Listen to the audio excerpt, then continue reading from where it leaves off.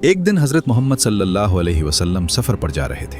रास्ते में उन्होंने देखा कि एक हरनी रस्सी से बंधी हुई है और बहुत परेशान है। आप सल्लल्लाहु अलैहि वसल्लम ने नरमी से पूछा, तुम इतनी परेशान क्यों हो? हरनी ने कहा, मुझे एक शिकारी ने पकड़कर यहाँ बांध दिया है। मेरे छोटे छोटे बच्चे जंगल में मेरा इंतजार कर रहे हैं। अगर आप मेरी रस्सी खुलवा दें तो मैं उन्हें दूध पिलाकर वापस आ जाऊंगी। हजरत मोहम्मद सल्लल्लाहु अलैहि वसल्लम ने शिकारी से फरमाया, क्या तुम इस हरनी को थोड़ी देर के लिए आजाद कर सकते हो? शिकारी हैरान होकर बोला, अगर ये वापस ना आई तो मेरा नुकसान होगा।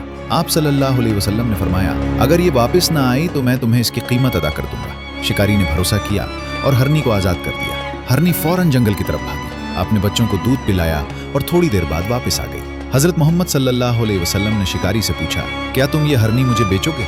शिकारी का दिल पिघल गया। उसने अदब से कहा, मैं ये हरनी आपको तोहफे में देता हूँ। हजरत मोहम्मद सल्लल्लाहु अलैहि वसल्लम ने मुस्कुराते हुए फरमाया, जाओ अपने बच्चों के पास चली जाओ, तुम आजाद हो। हरनी ने शुक्रगुजार नजरों से देखा और खुशी खुशी जंगल की तरफ दौड़